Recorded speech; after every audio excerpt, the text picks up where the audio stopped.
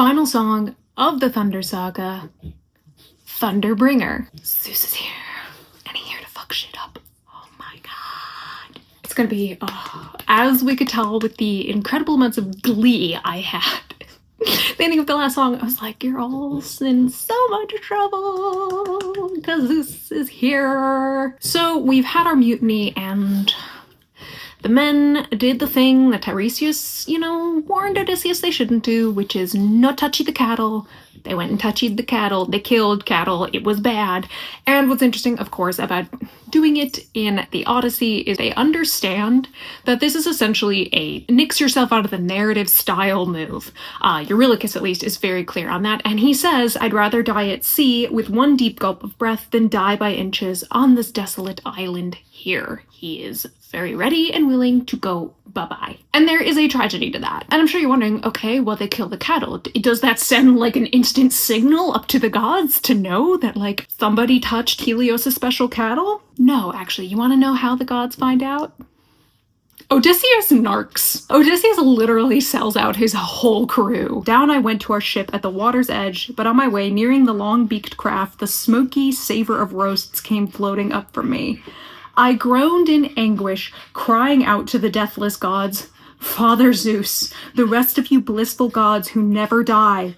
You, with your fatal sleep, you lulled me into disaster. Left on their own, look what a monstrous thing my crew concocted. And because he sends out this cry, one of Helios' daughters immediately runs to her dad and says, yo, look what happened. And Helios gets super mad, understandably, about it. And he calls out to Zeus saying, punish them all. That crew of Laertes' son, Odysseus, what an outrage. They killed my cattle, the great joy of my heart. Day in, day out, when I climbed the starry skies and when I wheeled back down from the heights to touch the earth once more, unless they pay me back in blood for the butchery of my herds, down I go to the house of death and blaze among the dead. Helios basically says, if you don't punish them, I'm not bringing the sun back. I'll go to hang out in the underworld. That's a big threat. It's a very big threat. And frankly, he didn't need to make that threat. I always assumed that Zeus would have followed through on this because we always knew this was bound to happen. And so they start to realize something is going wrong and they all get into their ship and row. At which point Zeus, hearing all this, goes, oh, they did what now? It's thunder time, baby. And he literally, once they get in their ship and they roll out to sea, because they start realizing, like, oh shit, I think we fucked up. Now it hits them. In comes a thunderhead, and kaboom goes the ship, and Odysseus is the only one who survives. This ship, which is, he's hanging on to basically timbers for dear life, it's not even really a ship anymore, is getting thrown around because it's not just the thunder, it's a huge squall that Zeus summons up with the south wind and the west wind, and like all of these winds basically causing problems and being let run amok. And so they end up actually blowing him all the way back towards Scylla and Charybdis, except they kind of lean him towards Charybdis, so he kind of is getting caught in Charybdis, and there's nothing he can do. There's nothing to sail. He's hanging on for dear life, but it ends up just slooping him out towards Calypso's island, and at which point, we all know he gets stuck there for 7 years. So yeah, I am ready for Zeus to come bringing down the hammer of punishment. As he should be, and this is about to be really entertaining. I have a feeling this is going to be a great song. I feel it. I feel it in my bones that Zeus is back, and I'm ready for the Zeus voice, and I'm ready for the goodness. I'm ready. I'm pretty much, as we can tell, always down from when the gods show up to say, mortals, you did something stupid, and that's playtime for us. Hi, Zeus.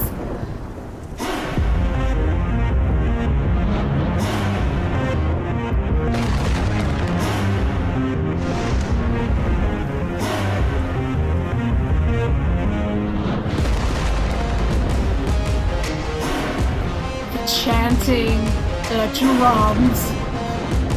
Oh, this is this. Oh, yeah. Pride is a damsel in distress, hiding away where only I can undress her. Trial she cannot to confess. In the end, it's all the same once I apply all the pressure. Nope, I know, that had to be the chorus. Sorry, we always gotta pause to talk. Pride is a damsel in distress, hiding away where only I can undress her. I've constantly brought up this line from Zeus where he says humans blame the gods for things that they do when in fact it is their own choices. What he's saying here is, it sounds like he basically says humans don't even realize the folly of their own pride until I present them with it. Like, I have to shove it in your face to make you realize. And even then, humans still blame me. I mean, to be fair, in the history of the Greek heroes of Greek mythology, he's not entirely wrong. Like, look, Zeus, like just about every character in Greek mythology, absolutely messy as hell dude. He's right. Pride is often one of the biggest flaws that's found in many of the Greek heroes. And because so much of this Greek culture is about achieving glory and honor, I think it's very easy for pride to go unnoticed. It's gonna sound like a really strange tangent, but it makes me think of how, if anybody remembers, the series they aired on the WB, which became the CW, called Charmed. There was an episode with the 7 deadly sins, and the character of Prue, I believe, ended up having pride as her sin that she got infected with. And they said it's the most difficult sin to bring somebody out of, because pride is one of those things where it can be used in a positive way, but it can also very quickly turn into something negative, and sometimes you don't necessarily see the difference. I loved that. Oh, I love those lyrics. And again, Zeus's voice. Big, open diaphragm, round, classically trained sound with this banging music behind it. Oh my god. Like, frankly, this is how Zeus should sound. There is an element of seduction to this, and that is how Zeus should sound. Thunder, bring her through the ringer. Show her I'm the judgment call, the one who makes her kingdom fall. Lightning, wield her, use and yield her. Show her what she can't conceal, for true nature will be revealed. Zeus has both no right and every right to sound this goddamn sexy. Yes, frankly, there's a reason Zeus just sleeps with everybody and they all do it even when they don't realize it's him, or even when there had to be something. It's making a lot of sense with a voice like this. I'm gonna stop objectifying this person's voice. Show them what they can't conceal, their true nature will be revealed. So while the gods, and Zeus especially, does not often come to directly interact with the heroes, usually it's other Olympians, when he sends prophecies, which he absolutely does, he does in the Odyssey, he does in many other things, again, usually through eagles, which we heard back in the Troy saga, that eagle sound. It is all about telling humans, here's what's gonna happen. While there's an element of if, like, if you let him live, this will happen, or the like. But it's essentially saying, yeah, no, there's no way around this, that's just kind of how it goes. Humans constantly buck against fate and things they hear that they don't like, which is sort of a, well, you're SOL, kid, tough luck. I like that, again, Zeus is basically saying, I don't make you guys do anything. You reveal more about yourselves in the choices you make. Essentially, Zeus says, like, I don't force you to do anything. I present you with a choice, and the choice is all yours. I'm not going to force you one way or the other. Humans suffer consequences for their own actions, not because the gods make them do something. Which, an argument you can make absolutely in favor of that is, look at Helen. If Helen had run away with Paris on her own volition, the amount of suffering she would have gotten from so many of the gods for, doing all that, and would have been immense. And frankly, even the Greeks, while they're upset about it, they're more mad at the Trojans than they are at Helen.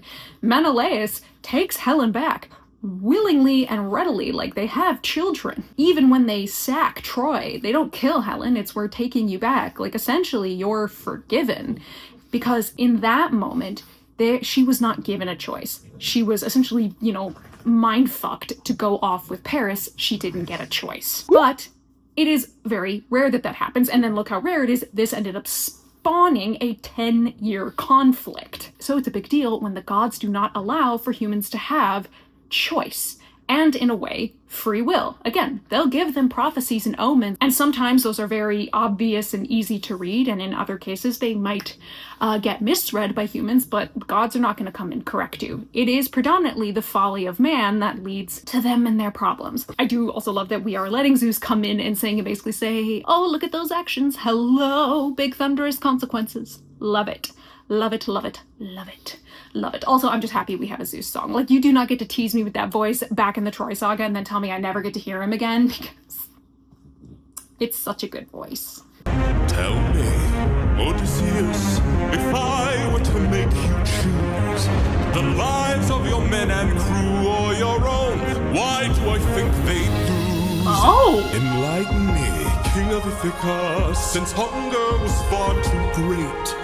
I wonder who'd take the weight of the damned and suffer a gruesome fate to the... Okay, interesting. So in the case of the Odyssey, like I had mentioned, Zeus doesn't come down and give him a choice, because what the crew have done is entirely sacrilegious. It's also hysterical, again, that it's Odysseus who narcs them out. So that's the whole reason this all makes its way up, you know, the food chain to Zeus. And then he's like, well, thunder time. So it is actually, again, I was talking about how they like to present humans with choices. And a lot of these choices are often meant to reveal to humans about themselves. What Zeus is doing here, he's calling Odysseus's bluff. The whole thing, we're going back to different beast where I said it felt really performative. Because for me, as I say, Odysseus hasn't changed.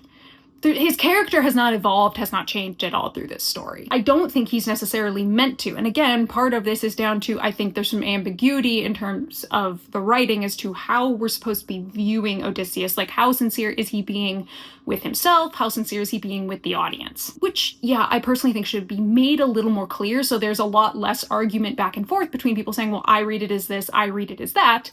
Let's make this a little more clear as to where the musical stands on what Odysseus says.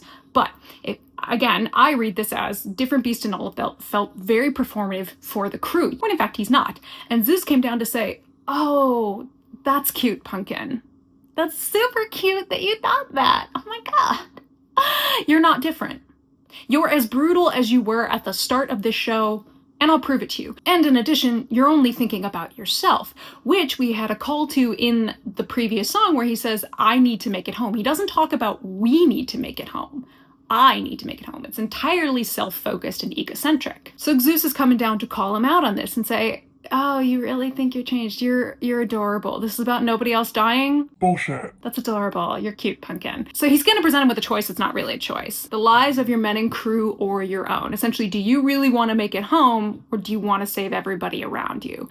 Because you have to accept that in this journey, the likelihood of everybody making it back home alive is frankly quite small. Now, in the Odyssey, that was something that was totally understood. They're on Anostos. The likelihood of everybody making it back alive or in some way unscathed would have been extremely impressive. That's part of the thing of, like, if you finish Anostos and you all come back reasonably unscathed, that's huge. Cleo's through the roof, guys. What I will say though, this does highlight how differently the musical treated Athena. And frankly, how differently Odysseus treats Athena to the other gods, which is really unfair treatment of Athena. He would be viewing all the gods the same way. They're all Olympians. Now, yes, Zeus is above everybody, period. Point blank, he's the king. It's good to be the king. The musical should be treating all of these gods the same. I should have Odysseus treating all these gods the same. I think we all know what Odysseus will choose. It's not going to be a tough choice. He may think it will be. It's not going to be a tough choice. And I just love the gods coming down to say, oh, humans, let me put a mirror to you. Look in the mirror and say that again with a full chest. Go ahead. Lie to me. Thunderbringer, here to bring your ears until you're deaf with fear, and spear you while your death is near. Spear you while your death is near. I mean, one, throwing the thunderbolt, that is kind of his main weapon, but also again, spears, main weapon of the age. Sorry, I'm gonna nerd out over spears every time. Lightning wielder, here to yield your time, for you have passed your prime. Sublime you for your act of crime. You're past your the reeds! Oh my god! Zeus and Poseidon, you know they're related. Just absolutely reading Odysseus for filth. And again, rightfully so. They're like, we're seeing everything. We're watching it all.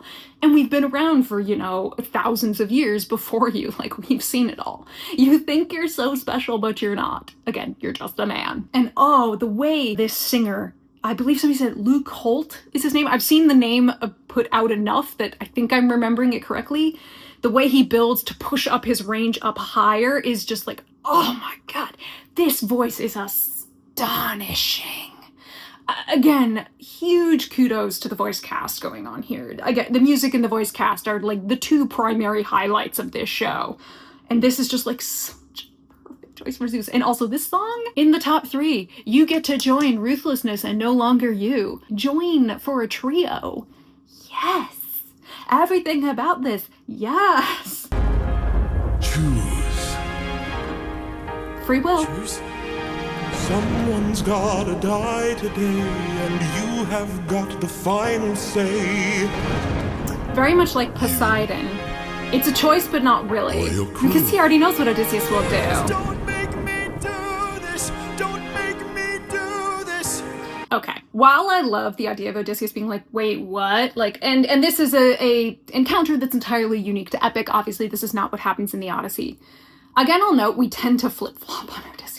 And this is where I say there's a muddled nature to the idea of, is he even going through a character arc? Because we just did this whole thing where he was like, I'll willingly kill 6 men. But now it's like, do you want to live and make it home? Or do you just want other people to die? Now he's like, oh, wait, no, I can't do that. I can't willingly sacrifice men. It's like, but you just did.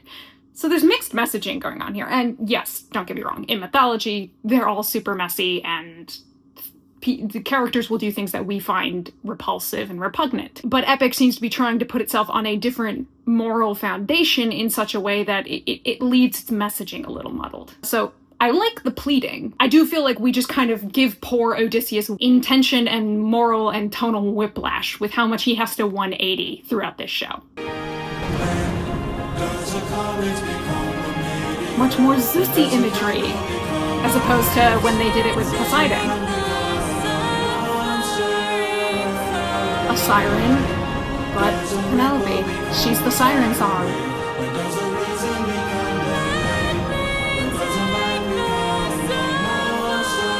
We're in Odysseus' head here.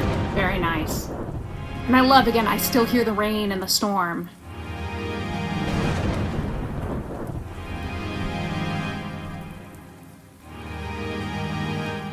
Captain? Oh. I have to see her. Yeah, we know. But we'll die. I know. I know. So we're making Odysseus far more conflicted in the way that he does this. That I know. It's it's done really plaintively, which, yeah, kind of tonal whiplash when you go from Scylla and how he's like, I can't justify it. Like, yeah, I willingly sacrifice people. In this case, I think maybe tonally I'd prefer something a little different in the way he's delivering it. Like, yes, it hurts, but it's more of a defeated, I know. Like, should be a little more calm with that decision because we've already been supposedly leading him to this point, right? Throughout this saga, especially. But I like the way we're bringing back the Just a Man choir. We had the Penelope siren, if you will, come in, and just those moments of silence where it's just music giving those beautiful chords and it's the storm sound behind. That's really nice use of relative silence. It's a breathing room. And that's something I think actually the musical hasn't exploited enough. It hasn't exploited the use of silence and letting the character take a second to breathe. And this is a moment where it's done really well. I kind of wish there were more moments like this in Act 1, where it's just like, give the character a second, right? Which I will also acknowledge is very tough, given like how fast you have to pace through the story, depending on how much you keep. And if we had actually kept everything that's in the Odyssey, we would be sprinting through this musical. And this musical's moving at a pretty quick clip regardless. Thunder, bring her through the ringer. Show her I'm the judgment call, the one who makes her kingdom fall. Lightning, wield her, use and yield her.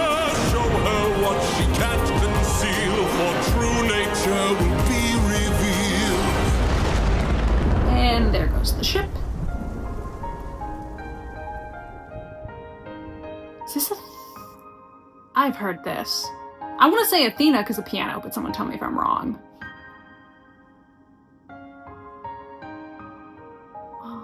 But it's almost like a lullaby. So I'm assuming we're not sending him through Charybdis and all of that. We're just, he's unconscious, I would bet. Brilliant way to end the saga. Absolute peak song. Like, Oh my god, yeah, like I said, in the top 3, up there with Ruthlessness and No Longer You, this is going in the gym playlist. Like, hell yeah. It is also an obscenely sexy song. Is this just me? Am I the only one who hears how absolutely seductive this song is? Am I alone? If I'm alone, I'm sorry, but it's just like, whoa. Something about, the lyrics and the way that we've had Zeus comparing everything to like a damsel and a maiden, and it's just like dripping off of the song. Interesting how we end it with that piano, which is very beautiful, and I take that as we're sending Odysseus kind of into unconsciousness. We don't need the extra bit of he gets kind of blown back and then blown all over. It's like, we get the message. He's going unconscious. And you can also try and leave the cliffhanger to make people think that Odysseus is dead, especially when you've laid this out in a linear format. Again, I'll point out that we are once again burying the lead that he is not dead, and that is Jorge. You've now buried the lead like 3 times in one act. There is a point when you are doing it too much, and you need to like, whoa, pull your reins back. It's like J.J. Abrams and his lens flares. Like, every now and then we can ease off. Like, this doesn't need to be here. Though I do actually think it works pretty well here as a way to close the saga. Other places here in this saga, I think it was overused a bit. Oh, that was so good. That was so good. Such a good song. And again, thank you for bringing me back, Zeus. You teased me in the Troy saga. I had to wait till Act 2 for him to come back, and we gave him an aria where he does what he usually does, which is, here's what's gonna happen. Someone's gotta die. Yes. For butchering the cows. And really, again, because this never happens in the Odyssey, there's no, like, I'm gonna give you a choice. We know that Odysseus is not gonna die, obviously in the Odyssey, because Odysseus is the one telling the story, but also, it's really obvious that the crew are gonna die because they're the ones who slaughtered the cattle, and even if they tried to do an offering and the like, Helios is like, bitch, you killed my cows. Fucking dare you kill my cows? Zeus! So absolutely wonderful. In terms of bringing us back into Epic and being the opening to Act 2, I think this is a pretty strong saga. As always, musically, it's going so well. Thunderbringer really is such a highlight. I think that last push of Scylla is phenomenal. So much good stuff going on here, and a wonderful way to bring us back into Act 2. Next up is the Wisdom Saga, and here's where I get to sit and be curious, because now I wonder, like, if you close Odysseus out, you know, we bury the lead of is he alive or dead, this is your chance to flash to Ithaca. Again, our Ithaca problem, our Telemachus problem, the most difficult part when you lay it out in a linear fashion, if you're not going to be doing. Whereas in a film, you could do things like parallel cuts and make it a lot easier to bounce between the places, although again, you can still have issues. It's harder when you're on stage. So I think this would be a time maybe to move to Ithaca, and then you can bring us back in to Odysseus. If we go to Ithaca, I would wager we go 7 years in the future, basically the year that Odysseus is returning, and we will meet Telemachus as we do at the start of the Odyssey when he is 20, and he is finally fed up with the suitors, and he says, all right, SAGA violation, get y'all asses out, stay at your own risk. I'm headed off to find out news of my father. Peace out, bitches. So we shall see. Up next, we have the Wisdom Saga.